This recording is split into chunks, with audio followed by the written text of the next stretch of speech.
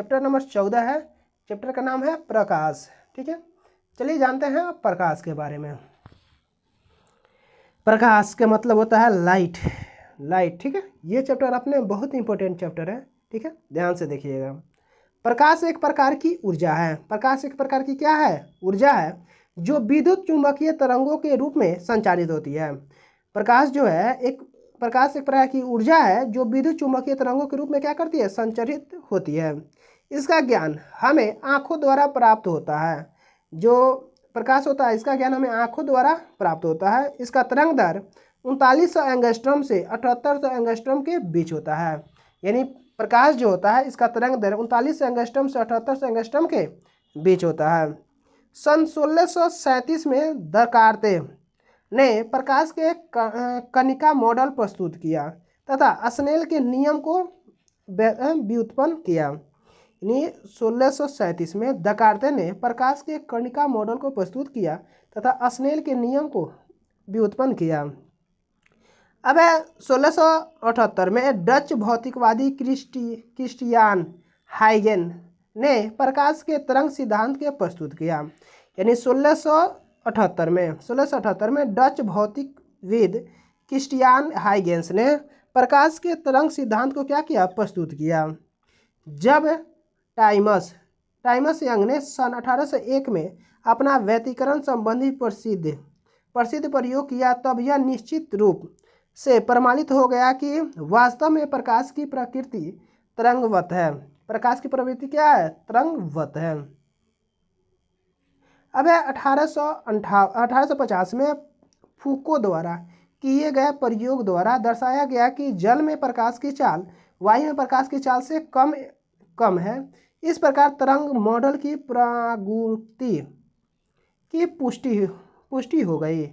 यानी जल में प्रकाश की चाल वायु में प्रकाश की चाल से कम है। इस प्रकार तरंग मॉडल की प्रगुक्ति हो गई, पुष्टि हो गई।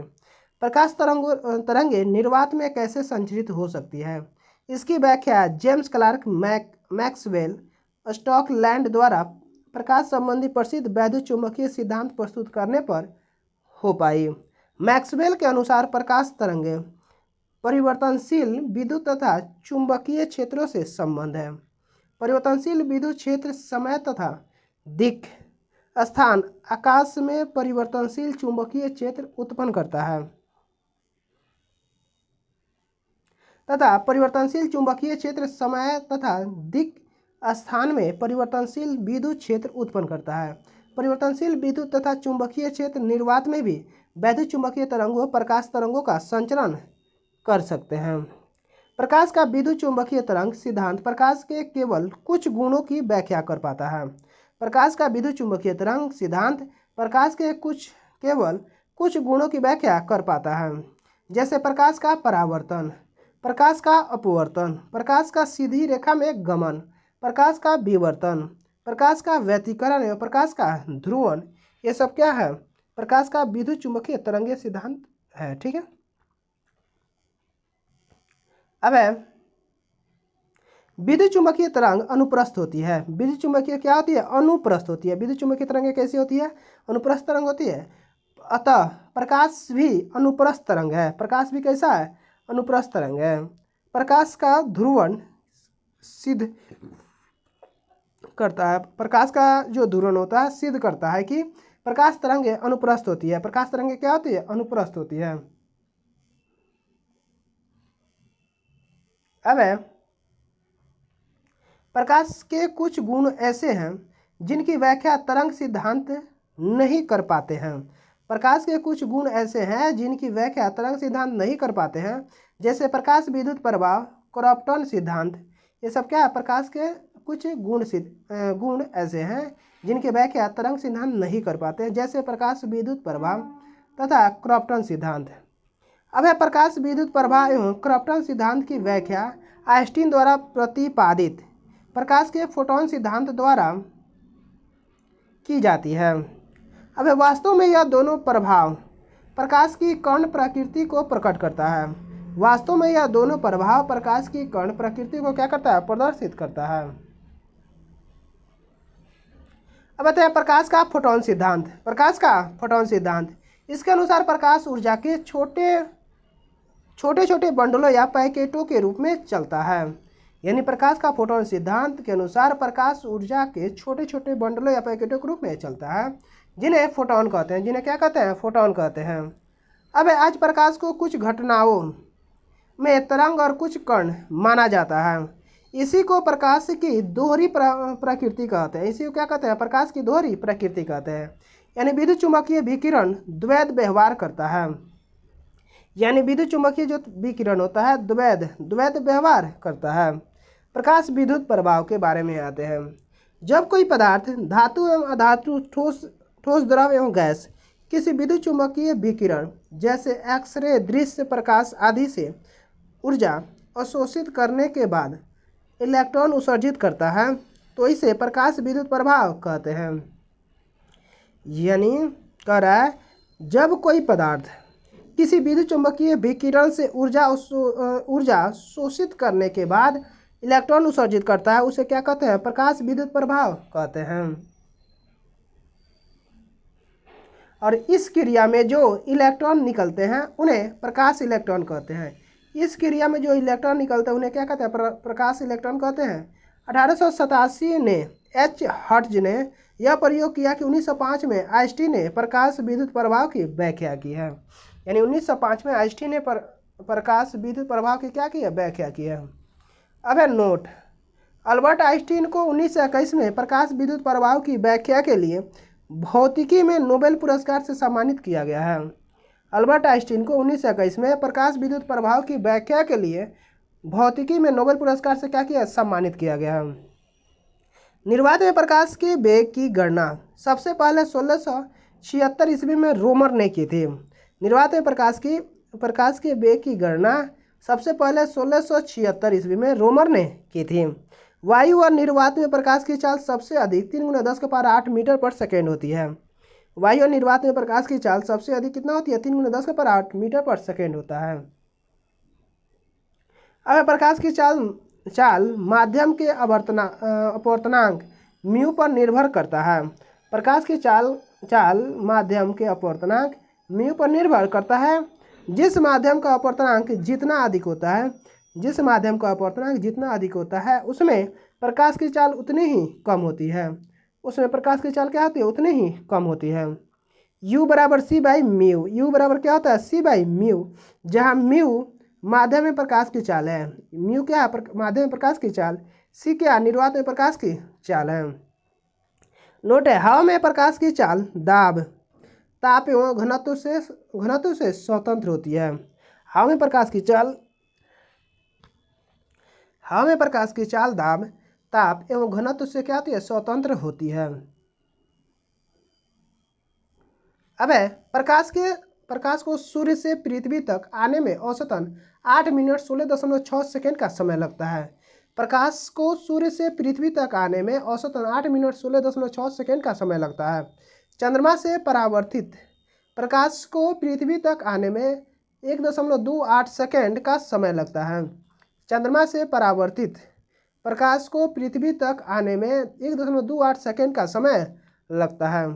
प्रकाश के प्रति व्यवहार के आधार पर वस्तुओं को निम्न भागों में बांटा जा सकता है। प्रकाश के प्रति व्यवहार के आधार पर वस्तुओं को निम्न भागों में बांटा जा सकता है। ठीक है। अब प्रदीप्त वस्तुओं के बारे में जानते हैं।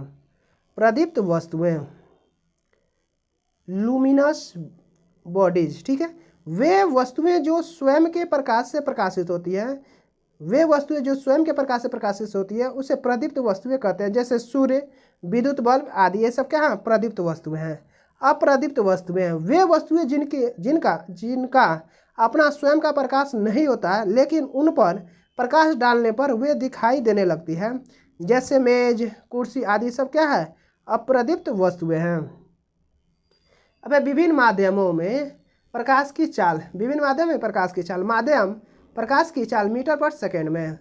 अब निर्वात में कितना? 3 × 10⁸ मीटर पर सेकेंड। निर्वात में प्रकाश की चाल कितना है? 3 × 10⁸ मीटर पर सेकेंड। कांच में प्रकाश की चाल कितना है? 2 × 10⁸ मीटर पर सेकेंड है। तारपीन का तेल 2.04 × 10⁸ मीटर पर सेकेंड है। जल, जल का कितना 2.25 × 10⁸ मीटर पर सेकेंड है। रॉक, रॉक साल्ट कितना 1.96 × 10⁸ मीटर पर सेकेंड है। नाइलॉन, क्या है नाइलॉन 1.96 × 10⁸ मीटर पर सेकेंड होता है। अब है पारदर्शक वस्तुएं, ट्रांसपेरेंट बॉडीज, वे वस्तुएं जिनमें से होकर प्रकाश की किरणें निकल जाती है जैसे कांच, जल आदि। वे वस्तुएं जिनमें से होकर प्रकाश की किरणें निकल जाती है जैसे कांच, जल आदि, ये सब क्या है पारदर्शक वस्तुएं हैं। अर्धपारदर्शक वस्तुओं में कुछ वस्तुएं ऐसी होती है जिन पर प्रकाश की किरणें पड़ने से उनका कुछ भाग तो अवशोषित हो जाता है तथा कुछ भाग बाहर निकल जाता है, उसे क्या बोलते हैं? ऐसी वस्तुओं को अर्धपारदर्शक वस्तुएं कहते हैं। जैसे तेल लगा हुआ कागज, ये क्या है अपारदर्शिक वस्तुएं हैं, यानी कुछ प्रकाश बाहर निकला, कुछ प्रकाश भीतरे रहा।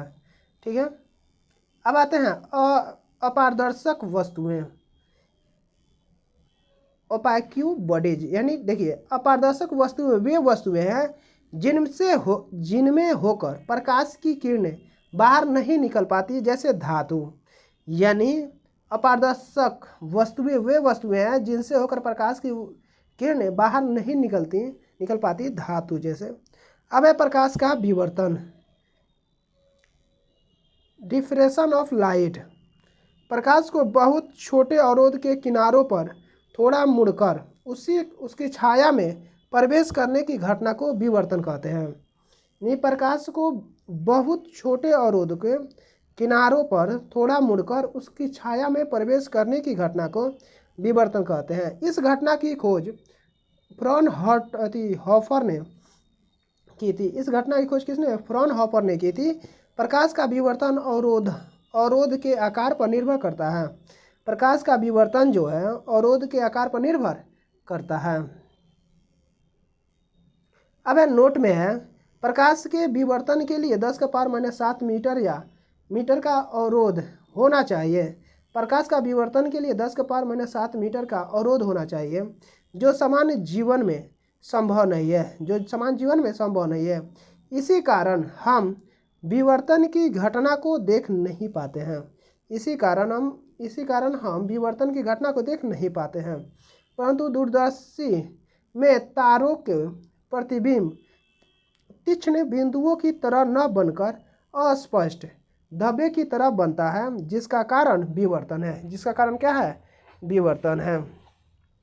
अब है प्रकाश का प्रकीर्णन। जब प्रकाश किसी एक ऐसे माध्यम से गुजरता है जिसमें धूल तथा अन्य पदार्थों के अत्यंत सूक्ष्म कण होते हैं, तो इनके द्वारा प्रकाश सभी दिशाओं में प्रसारित हो जाता है। क्या होता है? प्रसारित हो जाता है। इस घटना को प्रकाश का प्रकीर्णन कहा जाता है। तो इस घटना को प्रकाश का क्या कहता है? प्रकीर्णन कहा जाता है। रेले के अनुसार प्रकाश के जिस रंग का तरंगदैर्घ्य अधिक होता है उसका प्रकीर्णन क्या होता है? कम हो जाता है। यानी प्रकीर्णन प्रोपोर्शनल टू 1/λ⁴, प्रकीर्णन प्रोपोर्शनल टू 1/λ⁴। अतः बैंगनी रंग के प्रकाश का प्रकीर्णन सबसे अधिक व लाल रंग के प्रकाश का प्रकीर्णन सबसे कम होगा। अतः बैंगनी रंग के प्रकाश का प्रकीर्णन सबसे अधिक व लाल रंग का प्रकाश का प्रकीर्णन सबसे कम होगा, क्योंकि बैंगनी रंग का तरंगदैर्घ्य सबसे कम और लाल रंग का तरंगदैर्घ्य सबसे अधिक होता है। अब आकाश का रंग नीला। सूर्योदय एवं सूर्यास्त के समय सूर्य का रंग लाल, समुद्र का जल नीला, चंद्रमा पर से अंतरिक्ष को देखने पर काला दिखाई देना एवं टिंडल प्रभाव प्रकाश के प्रकीर्णन के कारण होता है। यानी आकाश का रंग नीला, सूर्योदय एवं सूर्यास्त के समय सूर्य का रंग लाल, समुद्र का जल नीला, चंद्रमा पर से अंतरिक्ष को देखने पर काला दिखाई देना, टिंडल प्रभाव प्रकाश के प्रकीर्णन के कारण होता है। किसके कारण होता है? प्रकाश के प्रकीर्णन के ये सब कारण होता है। अब प्रकाश के प्रकीर्णन पर उत्कृष्ट कार्य के लिए सर सीवी रमन ने वर्ष 1930 में नोबेल पुरस्कार दिया गया। उनका आविष्कार उनके नाम पर ही रमन प्रभाव के नाम से जाना जाता है। इसकी खोज 28 फरवरी 1928 को की गई थी और इसकी खोज 28 फरवरी 1928 को की गई थी। रमन प्रभाव फोटोन कोणों के लचीले वितरण के बारे में है। फोटोन कोणों के लचीले वितरण के बारे में है। इसके अनुसार प्रकाश की प्रकृति और स्वभाव में तब परिवर्तन होता है जब वह किसी पारदर्शी माध्यम, ठोस, द्रव एवं गैस कोई भी कहीं से भी निकलता है। यह घटना तब घटती है जब माध्यम के अणु प्रकाश ऊर्जा के कणों को फैला देती है। यानी रमन प्रभाव से ठोस पदार्थों, तरल पदार्थों या गैसों के अणुओं द्वारा प्रकाश का प्रकीर्णन शामिल है। अब रमन प्रभाव में आपतित प्रकाश की तरंगदैर्घ्य के निकट अतिरिक्त वर्णक्रमीय रेखाओं का प्रकट होना शामिल है। अब प्रकीर्णन प्रकाश में रमन रेखाएं मूल तरंगदैर्घ्य वाली प्रकाश से कमजोर होती है। यानी जब कोई एक वर्णी प्रकाश द्रवों और ठोसों से होकर गुजरता है तो उसमें आपतित प्रकाश के साथ अत्यल्प तीव्रता का कुछ अन्य वर्णों का प्रकाश देखने में आता है। विज्ञान के क्षेत्र में अमूल्य योगदान के लिए सीवी रमन को 1954 में भारत रत्न दिया गया है। विज्ञान के क्षेत्र में अमूल्य योगदान के लिए सीवी रमन को 1954 में भारत रत्न दिया गया है।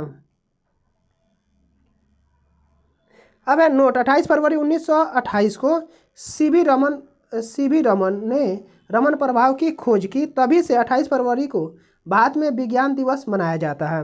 28 फरवरी 1928 को सीवी रमन ने रमन प्रभाव की खोज की, तभी से 28 फरवरी को भारत में विज्ञान दिवस मनाया जाता है। प्रकाश का परावर्तन, रिफ्लेक्शन ऑफ लाइट, प्रकाश के चिकने पृष्ठ से टकराकर वापस लौटने की घटना को प्रकाश का परावर्तन कहते हैं। प्रकाश के चिकने पृष्ठ से टकराकर वापस लौटने की घटना को प्रकाश का परावर्तन कहते हैं।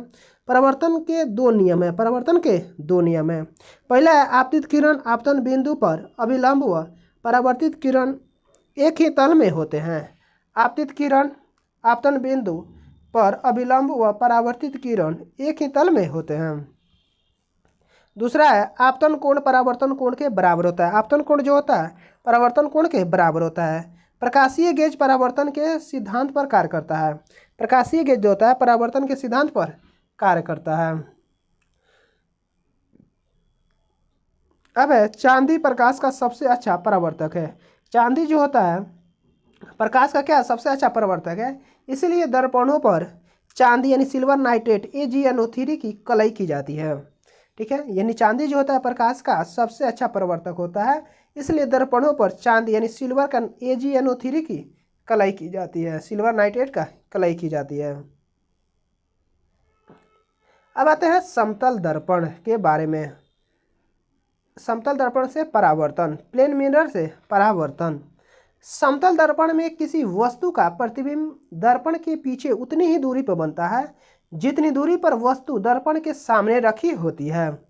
यानी समतल दर्पण में किसी वस्तु का प्रतिबिंब दर्पण के पीछे उतनी ही दूरी पर बनता है जितनी दूरी पर वस्तु के दर्पण के सामने रखी होती है। यह प्रतिबिंब काल्पनिक वस्तु के बराबर एवं पार्श्व उल्टा होता है। ये जो होता है यह प्रतिबिंब काल्पनिक वस्तु के बराबर पार्श्व उल्टा यानी पार्श्व उल्टा होता है। ठीक है, समतल दर्पण। ठीक है, समतल दर्पण में कोई व्यक्ति भी चाल से दर्पण की ओर चलता है। समतल दर्पण में कोई व्यक्ति भी चाल से क्या कर दर्पण की ओर चलता है तो उसे दर्पण में अपना प्रतिबिंब 2 भी चाल से अपनी ओर आता हुआ प्रतीत होता है। यदि आपतित किरण को नियत रखते हुए दर्पण को थीटा कोण से घुमा दिया जाए तो परावर्तित किरण 2 थीटा से घूम जाती है। यदि आपतित किरण को नियत रेखा रखते हुए दर्पण को थीटा कोण से घुमा दिया जाए तो परावर्तित किरण 2 थीटा से घूम जाती है। समतल दर्पण में वस्तु का पूर्ण प्रतिबिंब देखने के लिए दर्पण की लंबाई वस्तु की लंबाई की कम से कम आधी होनी चाहिए। समतल दर्पण में वस्तु का पूर्ण प्रतिबिंब देखने के लिए दर्पण की लंबाई वस्तु की लंबाई की कम से कम आधी होनी चाहिए।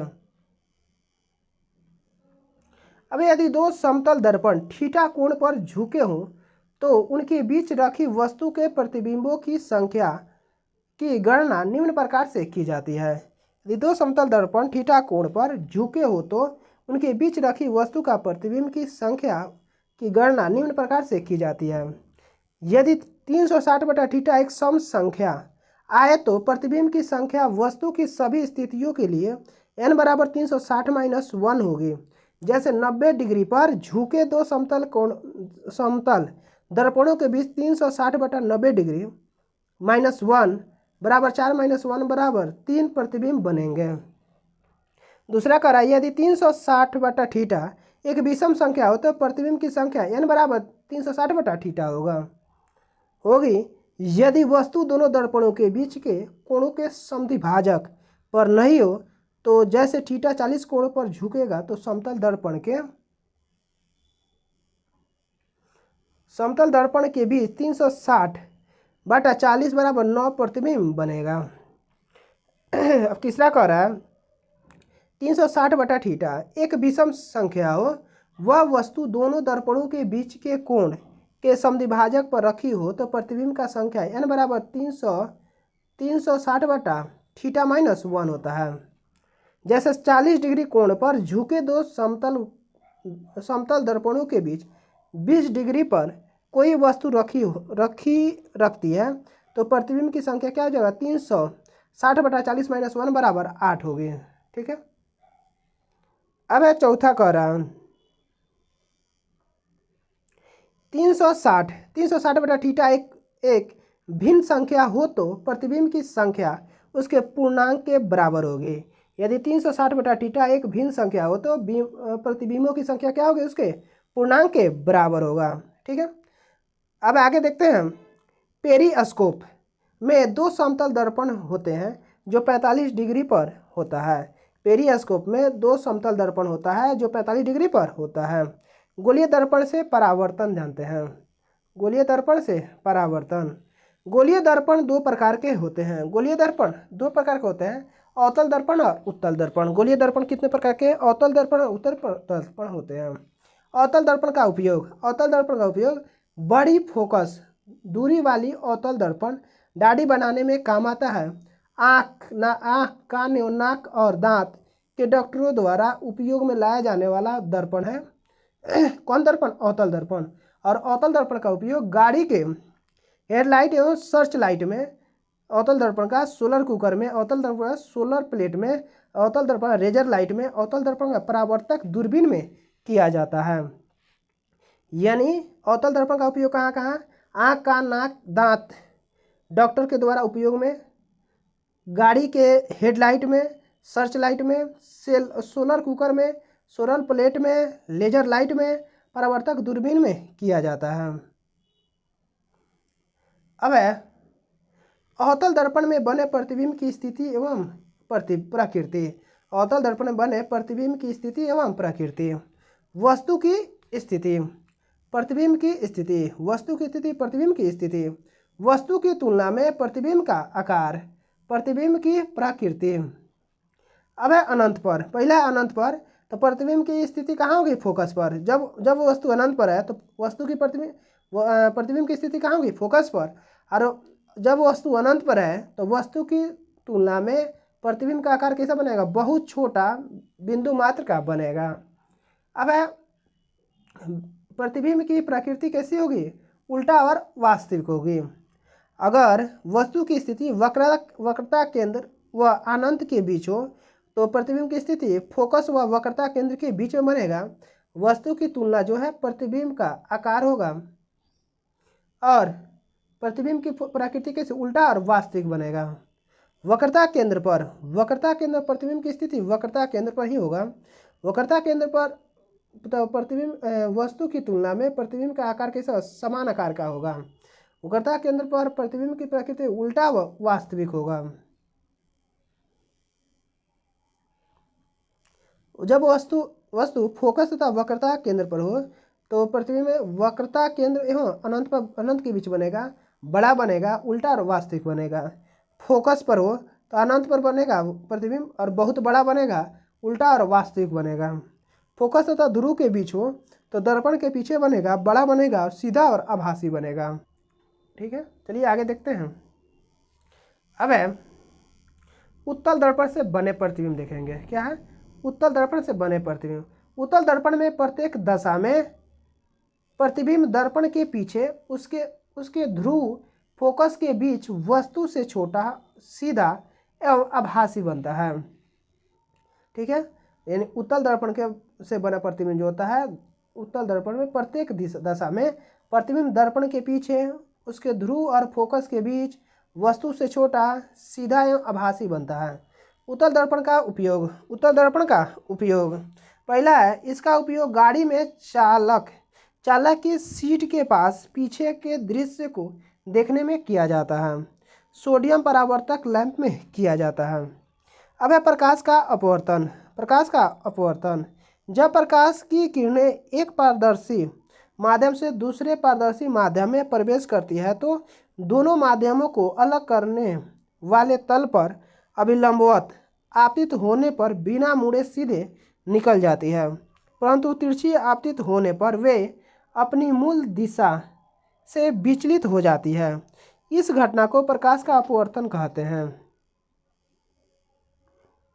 जब प्रकाश की कोई किरण विरल माध्यम से सघन माध्यम में जैसे हवा से पानी में प्रवेश करती है तो वह दोनों माध्यमों के पृष्ठ पर खींचे गए अभिलंब की ओर झुक जाती है, तथा जब किरण सघन माध्यम से विरल माध्यम में प्रवेश करती है तो वह अभिलंब से दूर हट जाती है।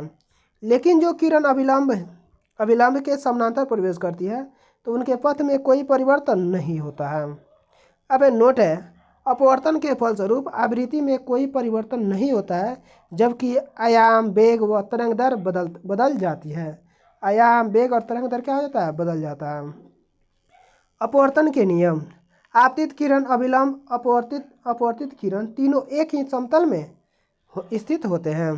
किन्हीं दो माध्यमों के लिए आपतन कोण की ज्या तथा अपवर्तन कोण की ज्या का अनुपात एक नियत होता है, यानी sine i by sine r बराबर म्यू नियतांक होता है। यानी अपवर्तन का नियम कहता है कि आपतित किरण, अभिलंब, अपवर्तित किरण तीनों क्या होता है? समतल में स्थित होते हैं। दूसरा नियम कहता है किन्हीं दो माध्यमों के लिए आपतन कोण की ज्या तथा अपवर्तन कोण की ज्या का अनुपात नियत रहता है, यानी साइन आई बटा साइन आर बराबर म्यू, जो कि नियतांक होता है।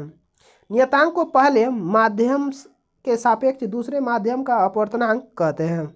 इस नियम को स्नेल का नियम भी कहते हैं। इस नियम को क्या कहते हैं? स्नेल का नियम कहते हैं। अब नोट में आते हैं, प्रकाश के अपवर्तन के नियम की खोज के लिए विलेब्रोड, स्नेलबाम और विलेब्रोड स्नेलियस प्रसिद्ध है। प्रकाश के अपवर्तन के नियम की खोज के लिए विलेब्रोड, स्नेलबाम, विलेब्रोड स्नेलियस क्या है? प्रसिद्ध है। अब किसी माध्यम का अपवर्तनांक भिन्न भिन्न रंग के प्रकाश के लिए भिन्न भिन्न होता है। तरंग दर बढ़ने के साथ अपवर्तनांक का मान कम हो जाता है।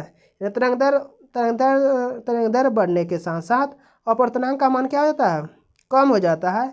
अतः लाल रंग का अपवर्तनांक सबसे कम तथा बैंगनी रंग का अपवर्तनांक सबसे अधिक होता है। ताप बढ़ने पर भी सामान्यतः अपवर्तनांक घटता है। ताप बढ़ने पर भी अपवर्तनांक क्या होता है? घटता है, लेकिन यह परिवर्तन बहुत कम होता है। लेकिन यह परिवर्तन क्या होता है? बहुत कम हो जाता है। अब आते हैं कुछ प्रमुख माध्यम के अपवर्तनांक जान लेते हैं। माध्यम अपवर्तनांक। निर्वात में क्या होता है? 0। हवा में कितना होता है? 1.008 अपवर्तनांक होता है। जल में अपवर्तनांक कितना होता है? 1.33 होता है। कांच में कितना होता है? 1.5 होता है। हीरा का कितना होता है? 2.48 होता है। हीरा का कितना होता है? 2.48 होता है। अब है किसी माध्यम का निरपेक्ष अपवर्तनांक निर्वात में प्रकाश की चाल तथा उस माध्यम में प्रकाश की चाल के अनुपात के बराबर होता है। यानी किसी माध्यम का निरपेक्ष अपवर्तनांक निर्वात में प्रकाश की चाल तथा उस माध्यम में प्रकाश की चाल के अनुपात के बराबर होता है। निरपेक्ष अपवर्तनांक म्यू बराबर निर्वात में प्रकाश की चाल बटा माध्यम में प्रकाश की चाल। अपवर्तनांक अधिक होने पर माध्यम सघन एवं अपवर्तनांक कम होने पर माध्यम विरल होता है।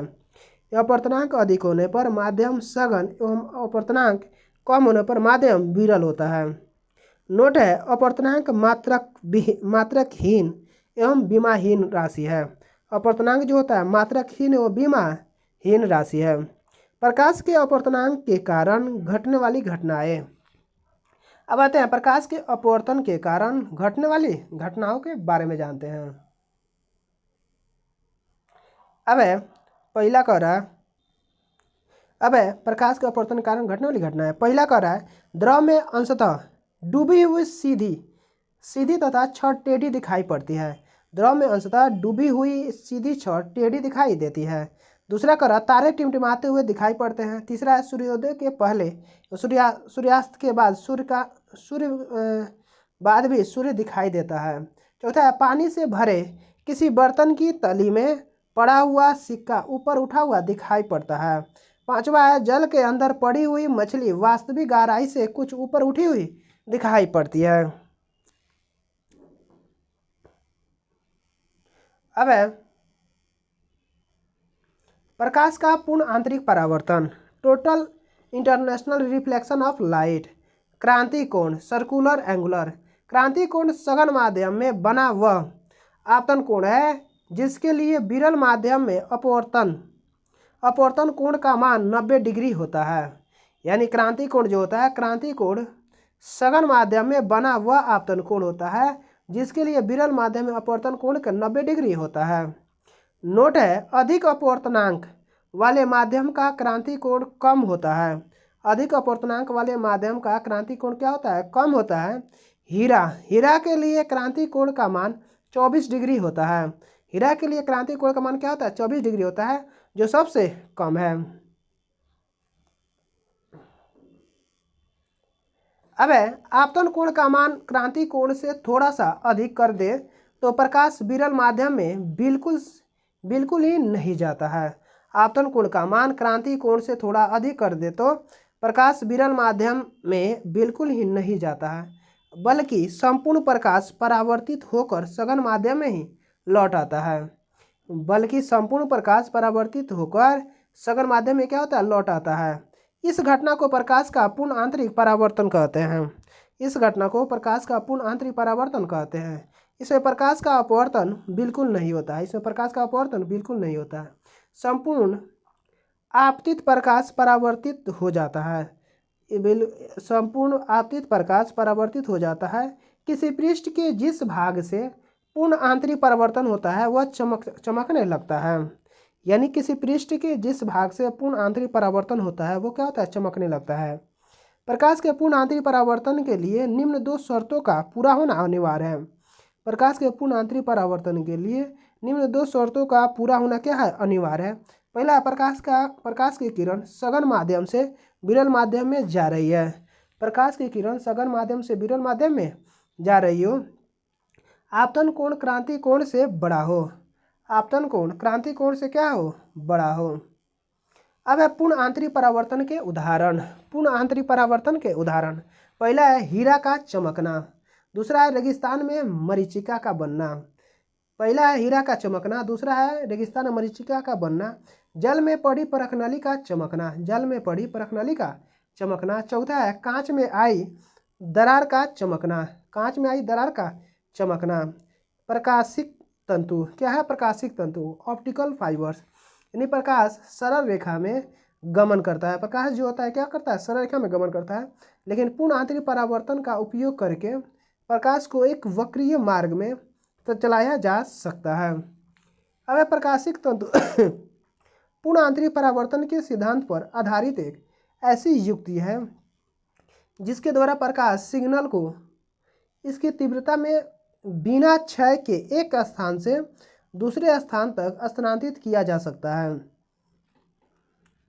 यानी कह रहा है जिसके द्वारा प्रकाश सिग्नल को इसकी तीव्रता में बिना क्षय को एक स्थान से दूसरे स्थान तक स्थानांतरित किया जा सकता है, चाहे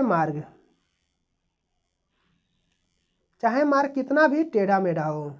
प्रकाशिक तंतु में तंतुओं की व्यास की कोटि 10⁻⁻4 सेंटीमीटर होती है। इसके चारों तरफ लगे पदार्थ का अपवर्तनांक लगभग 1 से 1.5 तक होता है। अब है प्रकाशिक तंतु का उपयोग। पहला है प्रकाश सिग्नलों के दूर संचार में, प्रकाश सिग्नलों के दूर संचार में। दूसरा है विद्युत सिग्नल को प्रकाश सिग्नल में बदलकर प्रेषित करने में तथा अभिग्रहण करने में। तीसरा है मनुष्य के शरीर के आंतरिक भागों का परीक्षण करने में, मनुष्य के शरीर के आंतरिक भागों का क्या करना, परीक्षण करने में। चौथा है शरीर के अंदर लेजर किरणों को भेजने में, शरीर के अंदर लेजर किरणों को भेजने में। अब नोट है, ऑप्टिकल फाइबर का जनक एक भारतीय मूल के सिख अमेरिकी भौतिक विज्ञानी नरिंदर सिंह कपानी को माना जाता है। ऑप्टिकल फाइबर का जनक एक भारतीय मूल के सिख अमेरिकी भौतिक वैज्ञानिक नरिंदर सिंह कपानी को माना जाता है। अब लेंस द्वारा प्रकाश का अपवर्तन, लेंस द्वारा प्रकाश का अपवर्तन। सामान्यतः दो गोलीय पृष्ठों से घिरे हुए किसी अपवर्तक माध्यम को लेंस कहा जाता है। सामान्यतः दो गोलीय पृष्ठों से घिरे हुए किसी अपवर्तक माध्यम को लेंस कहा जाता है। प्रायः लेंस दो प्रकार के होते हैं। लेंस क्या होता है, दो प्रकार के होते हैं। पहला है उत्तल लेंस, दूसरा है अवतल लेंस। पहला है उत्तल लेंस, दूसरा है अवतल लेंस। लेंस से संबंधित कुछ परिभाषा शब्द, ठीक है। ये आपका फिगर हो गया उत्तल लेंस, ये हो गया अवतल लेंस, ठीक है। ओ है प्रकाशीय केंद्र, F1 है प्रथम फोकस, C1 C2 लेंस का मुख्य अक्ष और F2 है द्वितीय फोकस है, ठीक है, मुख्य फोकस जिसे बोलते हैं। अब आते हैं उत्तल लेंस द्वारा वस्तु की विभिन्न स्थितियों के बने प्रतिबिंब देखते हैं, ठीक है। वस्तु की स्थिति, प्रतिबिंब की स्थिति और प्रतिबिंब की प्रकृति एवं वस्तु की तुलना में आकार, ठीक है। अब जैसे पहला है अनंत पर, यानी वस्तु की स्थिति कहाँ अनंत पर हो तो प्रतिबिंब की स्थिति कहाँ होगा, F2 पर होगी। प्रतिबिंब की जो प्रकृति होगी वास्तविक बहुत छोटा और उल्टा बनेगा, ठीक है। अब वस्तु अगर C1 से परे हो, ठीक है, तो प्रतिबिंब की स्थिति F2 और C2 के बीच बनेगा। प्रतिबिंब के प्रतिबिंब की जो प्रकृति है वास्तविक छोटा और उल्टा बनेगा। C1 पर जब वस्तु की स्थिति C1 पर हो तो प्रतिबिंब की स्थिति क्या बनेगी, C2 पर बनेगा, वास्तविक बनेगा, बराबर बनेगा और उल्टा बनेगा। जब वस्तु की स्थिति C1 और F1 के बीच हो तो प्रतिबिंब की स्थिति C2 से परे बनेगा। प्रतिबिंब की स्थिति, जो प्रतिबिंब की प्रकृति है वास्तविक बड़ा और उल्टा बनेगा। जो अब है वस्तु की जो स्थिति है F1 पर है तो प्रतिबिंब की स्थिति अनंत पर बनेगा और इसका क्या वास्तविक बहुत बड़ा और उल्टा बनेगा। और F1 के बीच हो तो लेंस की उसी ओर जिस ओर वस्तु हो, ठीक है, तो प्रतिबिंब आभासी, सीधा एवं अवर्धित बनेगा, ठीक है। अब है अवतल लेंस में प्रतिबिंब F2 एवं प्रकाशित केंद्र O के बीच बनता है। यह प्रतिबिंब सीधा तथा आभासी एवं वस्तु से छोटा होता है, चाहे वस्तु कहीं भी रखी जाए। लेंस की क्षमता, पावर ऑफ लेंस, लेंस की फोकस दूरी के व्युत्क्रम को लेंस की क्षमता कहते हैं। लेंस की फोकस दूरी को व्युत्क्रम को लेंस की क्षमता कहते हैं। यदि किसी लेंस की फोकस दूरी F मीटर में हो तो उसकी क्षमता F बराबर 1/F डायोप्टर होती है। डायोप्टर ऐसा ही मात्रक है, डायोप्टर क्या है, ऐसा ही मात्रक है जिसे D द्वारा सूचित किया जाता है। उत्तल लेंस की फोकस दूरी धनात्मक होती है। उत्तल लेंस की फोकस दूरी क्या होती है, धनात्मक होती है, इसलिए उसकी क्षमता धनात्मक होती है। इसलिए उसकी क्षमता कैसी होती है, धनात्मक होती है। अब अवतल लेंस की फोकस दूरी ऋणात्मक होती है। अवतल लेंस की फोकस दूरी कैसी होती है, ऋणात्मक होती है, इसलिए उसकी क्षमता ऋणात्मक होती है। अगर दो लेंस जिनकी क्षमताएं P1 और P2 हो तो एक दूसरे से D दूरी पर स्थित हो तो इन दोनों लेंसों की समतुल्य क्षमता P होता है, यानी P बराबर हो P1 plus P2 minus DP1 P2 होगा। यदि दोनों लेंस आपस में सटे हो यानी D बराबर 0 हो, P बराबर P1 प्लस P2 होगा, ठीक है। अब आते हैं लेंस की क्षमता में परिवर्तन। लेंस की क्षमता में परिवर्तन के बारे में जानते हैं। लेंस को किसी द्रव में डुबाने पर उसकी फोकस दूरी व क्षमता दोनों बदल जाती है। लेंस को किसी द्रव में डुबाने पर उसकी फोकस दूरी व क्षमता क्या हो जाती है, दोनों बदल जाती है। यह लेंस एवं द्रव के अपवर्तनांक पर निर्भर करता है। यह लेंस एवं द्रव के अपवर्तनांक पर निर्भर करता है। मान लिया कि म्यू अपवर्तनांक वाले लेंस म्यू अपवर्तनांक वाले द्रव में डुबाया जाता है। तो निम्न 3 स्थितियाँ उत्पन्न होगी। पहला है म्यू बड़ा होगा म्यू डैश से, अर्थात जब लेंस को ऐसे द्रव में डुबाया जाता है जिसका अपवर्तनांक लेंस के पदार्थ के अपवर्तनांक से कम हो। ठीक है, ऐसी स्थिति में लेंस की क्षमता घट जाती है। ऐसी स्थिति में क्या होती है? लेंस की क्षमता घट जाती है, अर्थात उसकी फोकस दूरी बढ़ जाती है। उसकी फोकस दूरी क्या हो जाती है? बढ़ जाती है। लेंस की प्रकृति पर कोई प्रभाव नहीं पड़ता है, और लेंस की प्रकृति पर कोई प्रभाव नहीं पड़ता है। उदाहरण के लिए कांच, म्यू बराबर 1.5, लेंस की पानी म्यू डैश बराबर 1.33 में डुबाने पर होता है। ठीक है, दूसरा कह रहा है म्यू बराबर म्यू डैश। म्यू बराबर म्यू डैश है जब लेंस को समान अपवर्तनांक वाले द्रव में डुबाते हैं तो ऐसी स्थिति में लेंस की फोकस दूरी अनंत हो जाती है, जिससे उसकी क्षमता समाप्त हो जाती है। वह एक समतल प्लेट की भांति व्यवहार करता है। वह एक समतल प्लेट की भांति क्या करता है? व्यवहार करता है। ऐसे द्रव में लेंस को डुबाने पर लेंस दिखाई नहीं देता है।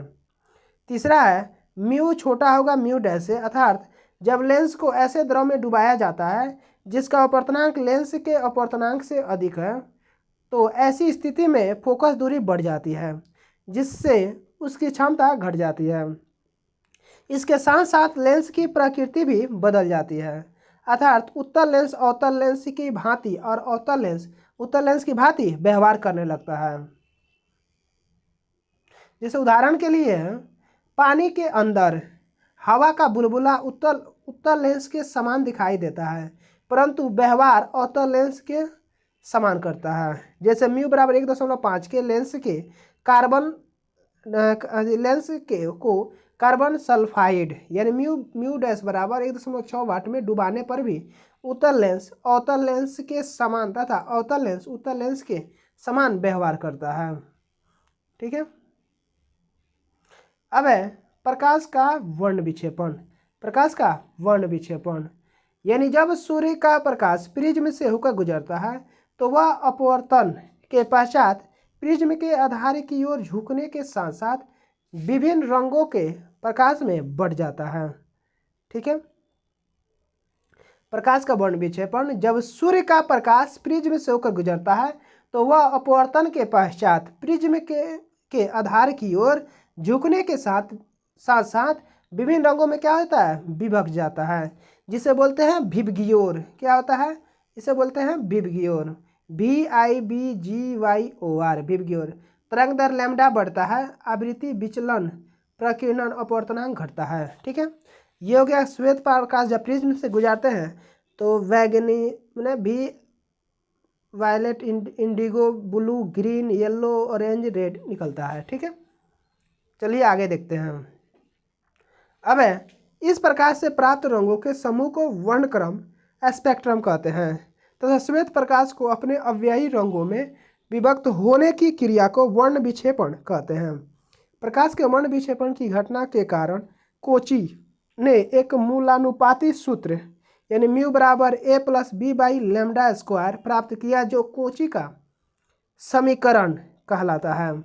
इस समीकरण से स्पष्ट है कि किसी माध्यम के पदार्थ का अपवर्तनांक आपतित प्रकाश की किरण के तरंग दर पर निर्भर करता है। अब म्यू प्रोपोर्शनल टू 1/λ² होता है। अब प्रकाश के विभिन्न रंगों की तरंग दर भिन्न भिन्न होती है। प्रकाश के लाल रंग की तरंग दर अधिकतम व बैगनी रंग की तरंग दर न्यूनतम होती है, अर्थात λr बड़ा होगा λv के होती है। अतः प्रकाश के लाल रंग का अपवर्तनांक बैगनी रंग के अपवर्तनांक से कम होता है, अर्थात म्यू जो होगा रेड छोटा होगा म्यू वायलेट से। अतः सूर्य के प्रकाश से प्रकाश रंगों में बैगनी रंग का विक्षेपण सबसे अधिक एवं लाल रंग का विक्षेपण सबसे कम होता है। अब अगला पॉइंट देखते हैं न्यूटन। अब न्यूटन ने 1666 में ईस्वी में पाया कि भिन्न रंग भिन्न भिन्न कोणों से विक्षेपित होती है। वर्ण विक्षेपण किसी पारदर्शी पदार्थ में भिन्न भिन्न रंगों के प्रकाश के भिन्न भिन्न वेग होने के कारण होता है। अतः किसी पदार्थ का अपवर्तनांक भिन्न भिन्न रंगों के प्रकाश के लिए भिन्न भिन्न होता है। पारदर्शी पदार्थ में जैसे जैसे प्रकाश के रंगों का अपवर्तनांक बढ़ता जाता है वैसे वैसे उस पदार्थ में उसकी चाल कम होती जाती है। जैसे कांच में बैंगनी रंग के प्रकाश का वेग सबसे कम तथा अपवर्तनांक सबसे अधिक होता है तथा लाल रंग का वेग सबसे अधिक एवं अपवर्तनांक क्या होता है, सबसे कम होता है। अब है इंद्रधनुष के बारे में। परावर्तन, पूर्ण आंतरिक परावर्तन तथा अपवर्तन द्वारा वर्ण विक्षेपण का सबसे अच्छा उदाहरण इंद्रधनुष है। इंद्रधनुष दो प्रकार के होता है, प्राथमिक इंद्रधनुष, दूसरा है द्वितीयक इंद्रधनुष। प्राथमिक इंद्रधनुष जब वर्षा की बूंदों पर आपतित होने वाली सूर्य की किरणों का दो बार अपवर्तन व एक बार परावर्तन होता है तो प्राथमिक इंद्रधनुष का निर्माण होता है। प्राथमिक इंद्रधनुष में लाल रंग बाहर की ओर और बैंगनी रंग अंदर की ओर होता है। अब इसके अंदर वाली बैंगनी किरण आंखों पर 40 डिग्री 8 मिनट तथा बाहर की ओर लाल किरण आंख पर 42 डिग्री 8 मिनट का कोण बनाती है। अब द्वितीयक इंद्रधनुष जब वर्षा की बूंदों पर आपतित होने वाली सूर्य किरणों का दो बार अपवर्तन व दो बार परावर्तन होता है तो द्वितीयक इंद्रधनुष का निर्माण होता है। इसमें बाहर की ओर बैंगनी रंग एवं अंदर की ओर लाल रंग होता है। बाहर वाली बैंगनी किरण आंखों पर 54 डिग्री 52 मिनट का कोण तथा अंदर वाली लाल किरण 50 डिग्री 8 मिनट का कोण बनाती है। द्वितीयक इंद्रधनुष प्राथमिक इंद्रधनुष की अपेक्षा कुछ धुंधला दिखलाई पड़ता है। द्वितीयक इंद्रधनुष प्राथमिक इंद्रधनुष की अपेक्षा कुछ धुंधला दिखाई पड़ता है। अब आते हैं प्राथमिक द्वितीयक एवं तृतीयक, प्राथमिक द्वितीयक एवं पूरक रंग, ठीक है। प्राइमरी सेकेंडरी और कॉम्प्लीमेंट्री कलर्स, ठीक है। लाल हरा एवं नीला रंग को प्राथमिक रंग कहते हैं जिसे शॉर्ट में कहते हैं लहनी, ठीक है। लाल हरा नीला को क्या बोलते हैं, को प्राथमिक कहते हैं। पीला मैजेंटा एवं पीकॉक नीला को द्वितीयक रंग कहते हैं। यह दो प्राथमिक रंगों को मिलाने से प्राप्त होता है। जैसे लाल प्लस नीला मिलाएंगे तो मैजेंटा बनेगा, ठीक है। हरा प्लस नीला बनाएंगे तो पीकॉक नीला बनेगा। लाल प्लस हरा बनाएंगे तो पीला बनेगा। जब दो रंग परस्पर मिलाने से श्वेत प्रकाश उत्पन्न करते हैं तो ऐसे उन्हें पूरक रंग कहते हैं। जैसे लाल प्लस पीकॉक नीला मिलाएंगे तो सफ़ेद बनेगा। नीला प्लस पीला मिलाएंगे तो सफ़ेद बनेगा। हरा प्लस मैजेंटा मिलाएंगे तो सफ़ेद बनेगा। लाल प्लस हरा प्लस नीला मिलाएंगे तो सफ़ेद बनेगा। नोट में है, रंगीन फोटोग्राफी की खोज जेम्स क्लार्क मैक्सवेल ने की थी। रंगीन फोटोग्राफी की खोज जेम्स क्लार्क मैक्सवेल ने की थी। दैनिक जीवन में प्रयोग किए जाने वाले रंगों को मिलाने से इस प्रकार के रंग प्राप्त नहीं होते क्योंकि प्रयोग में लाए जाने वाले रंगों में अशुद्धियाँ होती हैं। यानी क्योंकि प्रयोग में लाए जाने वाले रंगों में क्या होती है, अशुद्धियाँ होती है। रंगीन टेलीविज़न में प्राथमिक रंग लाल हरा एवं नीला का उपयोग किया जाता है। यानी रंगीन टेलीविज़न में प्राथमिक रंग लाल हरा एवं नीला रंग का उपयोग किया जाता है। अब सूर्य के प्रकाश की लाल और हरे रंग की तरंगदैर्घ्य के अलावा महासागरों में जल के अणुओं द्वारा सूर्य के प्रकाश की पीली रंग को तरंगदैर्घ्य को अवशोषित करती है। सूर्य के प्रकाश की लाल और हरे रंग की तरंगदैर्घ्य को क्या है, तरंग के अलावा महासागरों में जल के अणुओं द्वारा सूर्य के प्रकाश की पीला रंग को तरंगदैर्घ्य को क्या करता है, अवशोषित करती है, ठीक है। अब वस्तुओं के रंग। अब आते हैं वस्तुओं के रंग के बारे में। वस्तु जिस रंग का दिखलाई देती है वह वास्तव में उसी रंग को परावर्तित करती है। यानी वस्तु जिस रंग का दिखलाई देती है वह वास्तव में उसी रंग को परावर्तित करता है। से सभी रंगों को अवशोषित कर लेती है। से सभी रंगों क्या करती है, अवशोषित कर लेती है। जो वस्तु सभी रंगों को परावर्तित कर देती है वह श्वेत दिखलाई पड़ती है क्योंकि सभी रंगों का मिश्रण प्रभाव सफ़ेद होता है। क्योंकि सभी रंगों का मिश्रण के प्रभाव क्या होता है, सफ़ेद होता है। जो वस्तु सभी रंगों को अवशोषित कर लेती है और किसी भी रंग को परावर्तित नहीं करती है वह काली दिखाई देती है। वो क्या दिखाई देती है, काली दिखाई देती है। इसलिए जब लाल गुलाब को हरा शीशा के माध्यम से देखा जाता है तो वह काला दिखाई पड़ता है। यानी इसलिए जब लाल गुलाब को हरा शीशा के माध्यम से देखा जाता है तो वह काला दिखाई पड़ता है, क्योंकि उसे परावर्तित करने के लिए लाल रंग नहीं मिलता और हरे रंग को वह अवशोषित कर लेता है। यानी लाल रंग नहीं हरे रंग को क्या करता है, अवशोषित कर लेता है।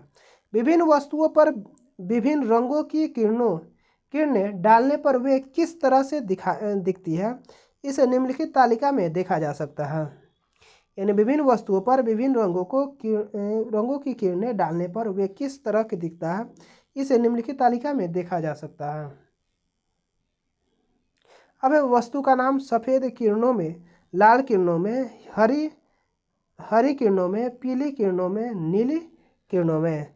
सफ़ेद कागज, सफ़ेद किरणों में सफ़ेद दिखेगा, सफ़ेद कागज होगा। लाल किरणों में क्या, लाल दिखेगा। हरी किरणों में हरा दिखेगा, पीला किरणों में पीला दिखेगा, नीला किरणों में नीला दिखेगा। ठीक है, सफ़ेद।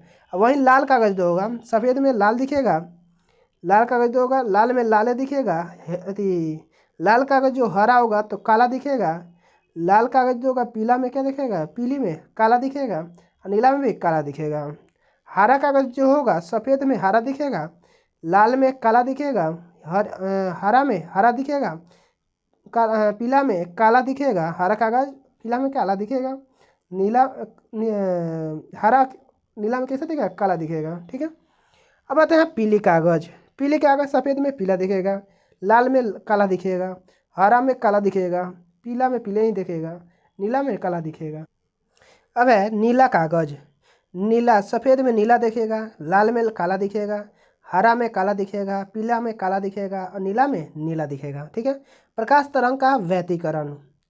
प्रकाश तरंग के व्यतिकरण का सिद्धांत प्रकाश के तरंग प्रकृति की पुष्टि करता है। प्रकाश तरंगों के व्यतिकरण का सिद्धांत प्रकाश के तरंग की प्रकृति को पुष्टि करता है। थॉमस यंग ने सर्वप्रथम 1802 ईस्वी में प्रकाश के व्यतिकरण को प्रयोगात्मक रूप से दर्शाया।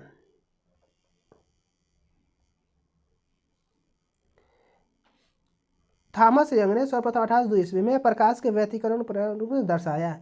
जब समान आवृत्ति व समान आयाम की दो प्रकाश तरंगें जो मूलतः एक ही प्रकाश स्रोत से किसी माध्यम में एक ही दिशा में गमन करती है तो उनके अध्यारोपण के फलस्वरूप प्रकाश की तीव्रता में परिवर्तन हो जाता है। इस घटना को प्रकाश का व्यतिकरण कहते हैं। अब व्यतिकरण के उदाहरण। पानी के बुलबुले का सूर्य के प्रकाश में कभी कभी चमकना। पानी के बुलबुले का सूर्य के प्रकाश में कभी कभी चमकना। दूसरा है जल पर फैले मिट्टी के तेल का सूर्य के प्रकाश में कभी कभी चमकना। जल पर फैले मिट्टी के तेल का सूर्य के प्रकाश में कभी कभी चमकना। साबुन के बुलबुले का सूर्य के प्रकाश में रंगीन दिखाई देना। साबुन के बुलबुले का सूर्य के प्रकाश में रंगीन दिखाई देना। चौथा है गीली सड़क पर वाहनों से टपकती तेल, डीजल या पेट्रोल की बूंदों का रंगीन दिखाई पड़ना। गीली सड़क पर वाहनों की टपकती तेल की बूंदों पर क्या, रंगीन दिखाई पड़ना।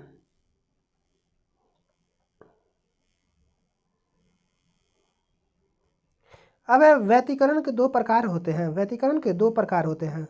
संपोषी व्यतिकरण। माध्यम के जिस बिंदु पर दोनों तरंगें समान काल में मिलती है वहाँ प्रकाश की परिणामी तीव्रता अधिकतम होती है। इसे संपोषी व्यतिकरण कहते हैं। संपोषी व्यतिकरण यानी माध्यम के जिस बिंदु पर दोनों तरंगें समान काल में मिलती है वहाँ प्रकाश की परिणामी तीव्रता अधिकतम होती है। इसे संपोषी व्यतिकरण कहते हैं। विनाशी व्यतिकरण। माध्यम के जिस बिंदु पर दोनों तरंगें विपरीत काल में मिलती है वहाँ प्रकाश की तीव्रता न्यूनतम या शून्य होती है। इस प्रकार के व्यतिकरण को विनाशी व्यतिकरण कहते हैं। अब प्रकाश के व्यतिकरण के कारण दिन में पानी पर साबुन की फिल्म सुंदर रंग दिखाती है।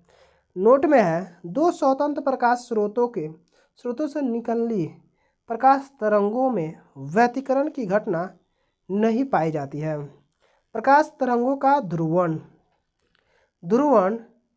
प्रकाश संबंधी ऐसी घटना है जो अनुदैर्ध्य तरंग और अनुप्रस्थ तरंगों में अंतर स्पष्ट करती है। अनुदैर्ध्य तरंग में ध्रुवण की घटना नहीं होती जबकि अनुप्रस्थ तरंग में ध्रुवण की घटना होती है। यदि प्रकाश तरंग के कंपन प्रकाश संचरण की दिशा के लंबवत तल में एक ही दिशा में हो तो प्रत्येक दिशा में सममित न हो तो इस प्रकाश के समतल ध्रुवित प्रकाश कहते हैं। क्या कहते हैं? ध्रुवित प्रकाश कहते हैं। अब यह प्रकाश संबंधी यह घटना ध्रुवण कहलाती है। साधारण प्रकाश में विद्युत वेक्टर के कंपन प्रकाश संचरण की दिशा के लंबवत तल में प्रत्येक दिशा में समान रूप से अथवा सममित रूप से होते हैं। ऐसे प्रकाश के अध्रुवित प्रकाश कहते हैं। ऐसे प्रकाश को क्या बोलते हैं? अध्रुवित प्रकाश कहते हैं। प्रकाश स्रोत जैसे विद्युत बल्ब, मोमबत्ती, ट्यूबलाइट आदि से उत्सर्जित प्रकाश अध्रुवित प्रकाश होते हैं। अब ध्रुवण के उदाहरण होलोग्राम या होलोग्राफी का चमकना। होलोग्राम या होलोग्राफी का चमकना। अब वाहनों में पोलराइड। अब हेडलाइट का उपयोग किया जाता है जिसके कारण चालक को चकाचौंध से बचाया जाता है। यानी वाहनों में पोलराइड यानी हेडलाइट का उपयोग किया जाता है जिसके कारण चालक को चकाचौंध से बचाया जाता है।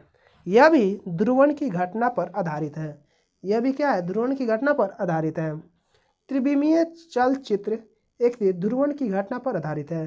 त्रिविमीय चलचित्र जो होती है एक ध्रुवण की घटना पर आधारित है। अब ध्रुवण के उदाहरण होलोग्राम या होलोग्राफी का चमकना। ठीक है।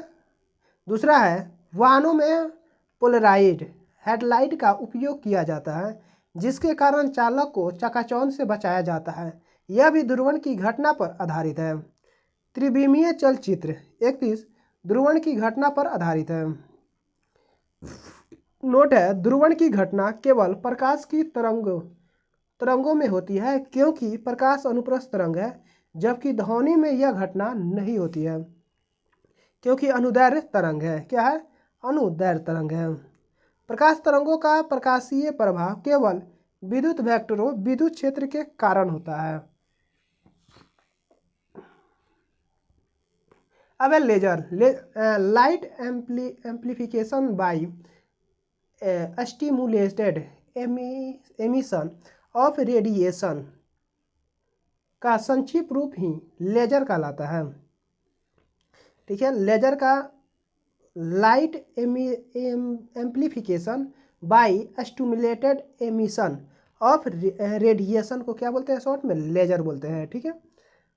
का संक्षिप्त रूप में लेजर कहलाता है। ठीक है। जिसका अर्थ है विकिरण के प्रेरित उत्सर्जन से प्रकाश परिवर्धन अर्थात प्रकाश तरंगों पर आधारित लेजर एक ऐसी युक्ति है जिसमें विकिरणों के प्रेरित उत्सर्जन द्वारा एक वर्णी प्रकाश प्राप्त किया जाता है। लेजर तरंगों की आवृत्ति समान होती है तथा इसके विभिन्न तरंगों की कला भी स्थिर होती है।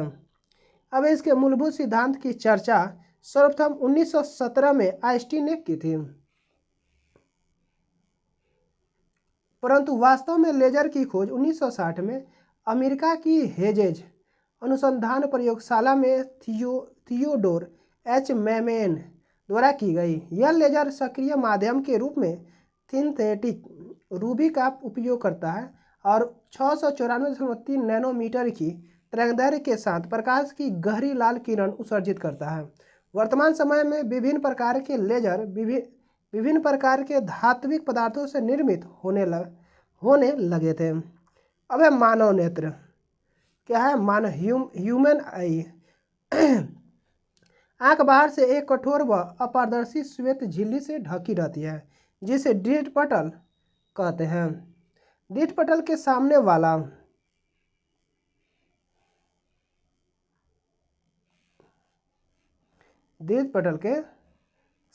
वाला भाग कुछ उभरा हुआ रहता है जिसे कार्निया कहते हैं। ठीक है। नेत्रदान में कार्निया ही दान किया जाता है। जब कोई आदमी नेत्रदान करता है तो किसका दिया जाता है? कार्निया दिया जाता है। आँख में प्रकाश कार्निया से होकर ही प्रवेश करती है। आँख में प्रकाश किससे घुसता है? कार्निया से ही प्रवेश करता है। कार्निया के पीछे एक रंगीन अपारदर्शी झिल्ली का पर्दा होता है जिसे आइरिस कहते हैं। आँखों के रंग का मतलब आइरिस के रंग से होता है। यानी आंखों का रंग का मतलब क्या होता है, आइरिस के रंग से होता है। आइरिस के बीच में एक छेद होता है, उसे आंख की पुतली या नेत्र तारा कहते हैं। आइरिस का कार्य आंख में जाने वाले प्रकाश को नियंत्रित करना होता है। यानी आइरिस का कार्य जो होता है आंख में जाने वाले प्रकाश को नियंत्रित करना होता है। अब है पुतली। पुतली के पीछे नेत्र लेंस, उत्तल लेंस होता है। यह लेंस कई परतों को बना होता है, जिसके अपवर्तनांक बाहर से अंदर की ओर बढ़ते जाते हैं तथा माध्य अपवर्तनांक लगभग 1.44 होता है। अब है आँख के अंदर भरे जलीय द्रव एवं कांच द्रव का अपवर्तनांक 1.336 होता है। दृढ़ पटल के नीचे काले रंग की एक झिल्ली होती है जिसे रक्त पटल क्लोराइड कहते हैं। यह प्रकाश के शोषित करके प्रकाश के आंतरिक परावर्तन को रोकती है। अब है रक्त पटल के नीचे आँख के सबसे भीतर एक पारदर्शी झिल्ली होती है, उसे रेटिना कहते हैं। यह प्रकाश सिराओं की एक फिल्म होती है। ये सिराएं वस्तुओं को प्रतिबिंबों के रूप में रंग, आकार और ज्ञान मस्तिष्क तक पहुंचाती है।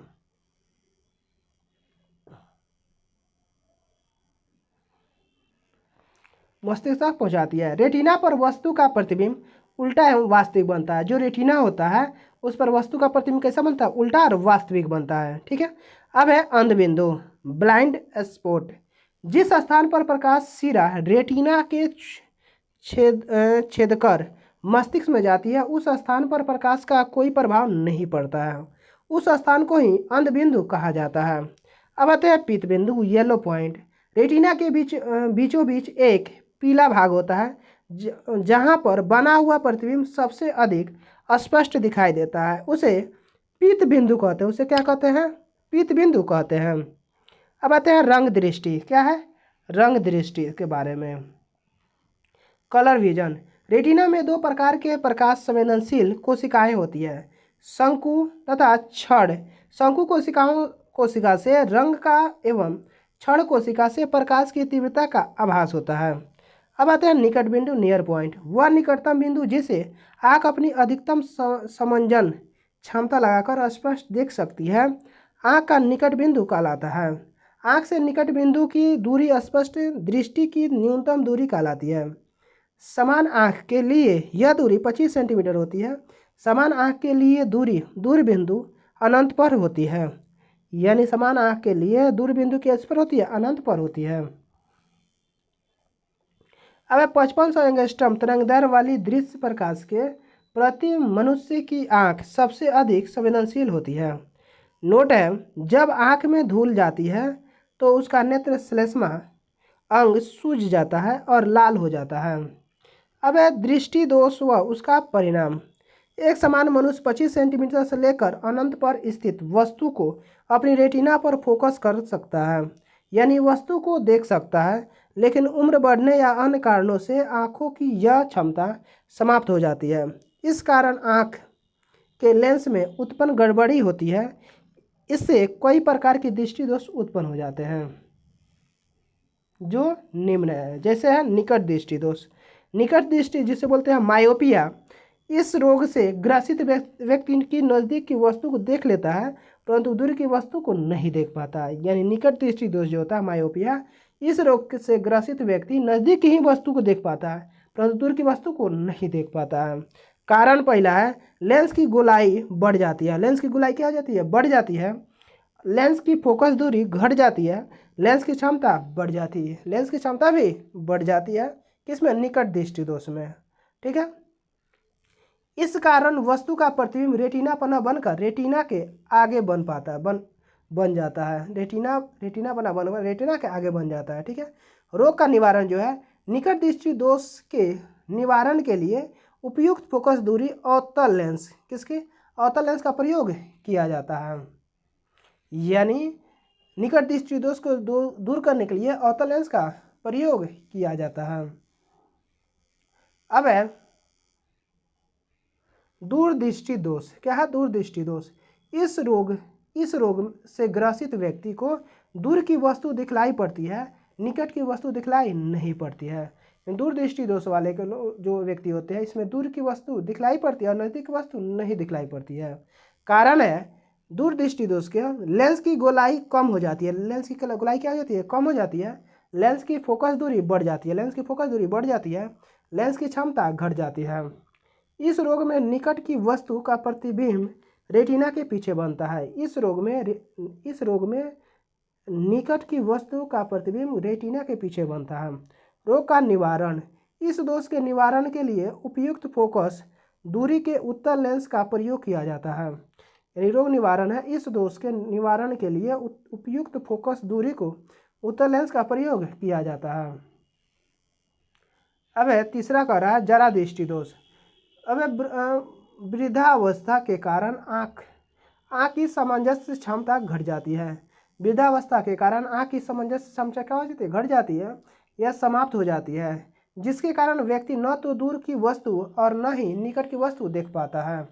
यानी जो व्यक्ति होता है ना ही दूर की वस्तु ना ही नज़दीक की वस्तु देख पाता है। रोग का निवारण। इस रोग के निवारण के लिए द्विफोक्सी लेंस, उभयतल लेंस या बाइफोकल लेंस का उपयोग किया जाता है। चौथा है दृष्टि वैषम्य या अभिमुखता। इसमें नेत्र क्षैतिज दिशा में तो ठीक देख पाता है, परंतु ऊर्ध्वाधर दिशा में नहीं देख पाता है।